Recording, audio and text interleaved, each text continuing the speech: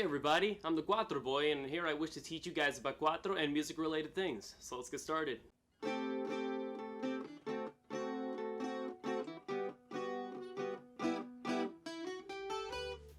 In today's video, I'm going to be going over 8 things that you should keep in mind when you're learning this instrument, the Cuatro. Kicking off our list for number 1 is that you don't need an expensive instrument. When learning all kinds of instruments, especially Cuatro, I think that if you get an expensive instrument, you're putting a burden on yourself and kind of pressuring yourself that you need to commit to learning this instrument. Even if things don't go well, you feel like you've lost value for spending all that money on such a good instrument. So my advice to you is to get a cheap instrument. Now, I'm not saying that you should get a bad quality instrument. You should do your research and find good quality beginner instruments.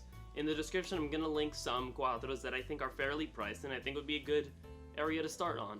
Number 2, tuning your Cuatro before you practice will greatly improve your sense of pitch. Now, what I mean by this is that you know that the courses are tuned in B, E, A, D, and G.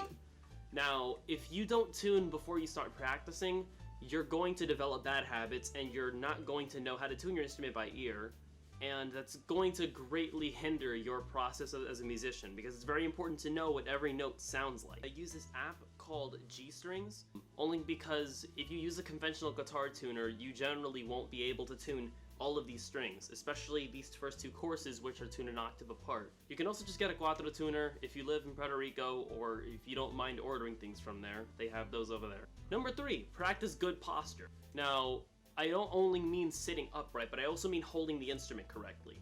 I'm holding the instrument and it is resting in between my 2 thighs.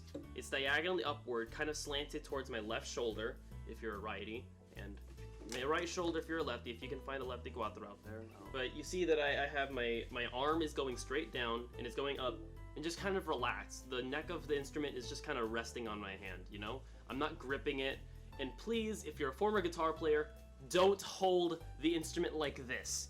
Please do not do that. It'll make it a lot harder to play. Honestly, it'll restrict wrist movement.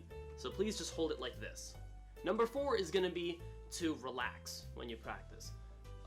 When it comes to learning anything in general, I find that if you're tense, it'll kind of restrict your ability to move and express yourself freely within that kind of art form. Especially when learning an instrument, if you're always tense, you're not going to be able to play things fluidly. It's not going to feel fluid. It's not going to feel natural. It's going to feel very rigid and stiff.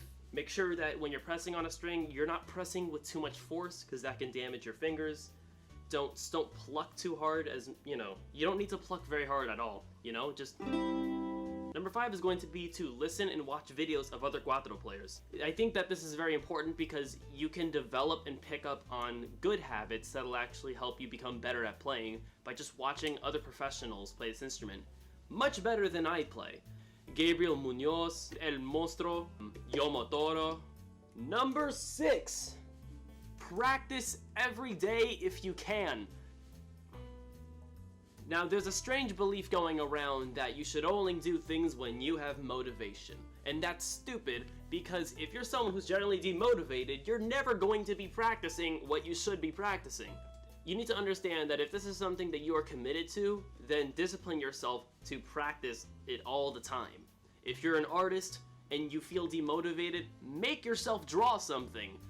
You know, if you're a guitarist and you want to learn how to play guitar, but you suck right now, how are you going to get better if you don't practice? By practicing every day, you're implementing a routine of playing music and fitting it into your everyday schedule, and then it becomes becomes part of your daily routine, you know?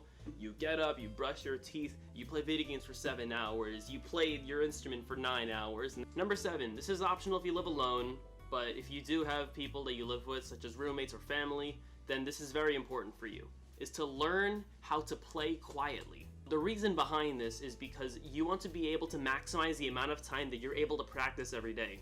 If you learn how to play quietly, then you're further extending the times that you can practice to early morning and late night as well, without bothering anyone.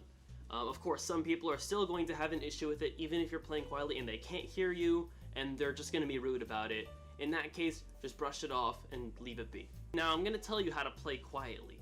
Now here I'm showing a close-up example of how to play quietly. What you want to do is you want to hold your pick very loosely, alright? You want to hold it just enough that it's not going to fall out of your fingers when you strum. But when you strum, the pick is going to lightly glide over the strings. Notice how quiet that is. If I stiffen and hold the pick any tighter, that's going to restrict the movement of the pick pulling on the strings, which means that you're going to be playing much louder. See, that was very loud. You don't want to do that.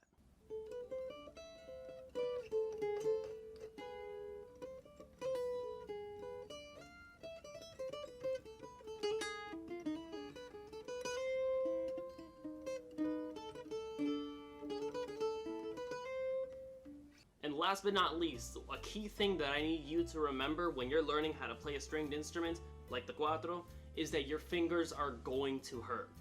This is a process that everyone goes through. Everyone who has ever played a stringed instrument will experience finger pain, and especially in the left hand, the fretting hand. However, this is a good thing that your fingers are hurting because the skin on your fingers are toughening up and you're developing calluses. Once you develop calluses on your fingertips, you're not going to feel any pain when you play at all. And then you can play for much longer periods of time without having to take any breaks. And my last tip is going to be to please have fun when doing this, you know? You don't ever want to feel like it's a chore. If you're doing this as a hobby, then, you know, just forget about all my tips. You can just practice however often you want. Maybe you just want to do a little bit of noodling. But if you want to actually get really good at what you're doing, whatever instrument you're playing, guitar, cuatro, violin, ukulele, you want to be able to commit yourself to this. So that'll be all for today. That was 8 things that you should keep in mind when learning how to play the cuatro. I hope you've enjoyed this video, and remember to leave a like, comment, and subscribe to the channel. I'd really appreciate it. And until next time, sigue practicando, keep on strumming.